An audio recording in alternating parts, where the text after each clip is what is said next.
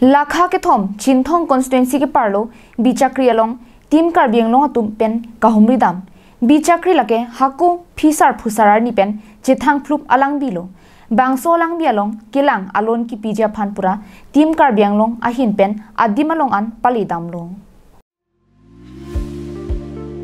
bangso kahumri dam mahut karbiang long CM Dr. Tuliram long hang na pen alang ni pen claim rap tim karbiang long atum banta bohot pen horon jatang pamisi ok pusitame klanglo lapen hadak kilang adim kipang thirjia phansitame sayamo dengpon popusi kahumri na mahut chechak tekang bangso bi chakria long an kipali jia phan pinang an towar kisung do sitame bangso towar sitame pipon popusi chechak pitekang lo Chinthong along kaching thuramo ki klempon adim an Chinthong rongarak pinpo rongalong towar sitame ingpupon son thak thaksi umraji lapen phet munso kacheleng atowar kaselam ponje phan lapen amser khasi kharwangalin dokpo ki doahem ki kim kirang ponje phan sitame long e sompon United Nickel Hills apen North Kachar Hill district long lok pen non puan tada siam tumang we pinang karang we pinang kusida arong sa tumang thak lasula sut pene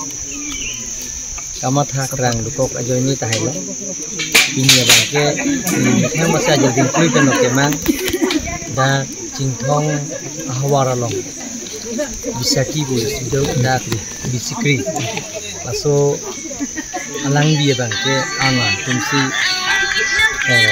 alang dia lake laso kapang thirjia phan lapen towar tabe lai towar asayang deng da klemik po lapen da kapelang meje phana klemik po akape asayang deng da klem je phan da ini kalbino autonomous council pen ingkane siang bo klem po je phan abori phan sidil sik sedango lasi da kalbino autonomous council department team to tadang nang le alo lapen non ke bangji MP election Lok Sabha election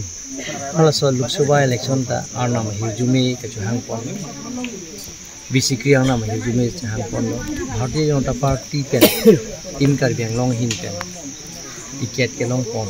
anang ge Umar Singh tiso as Umar Singh tiso phan moni ta hijume ke tolo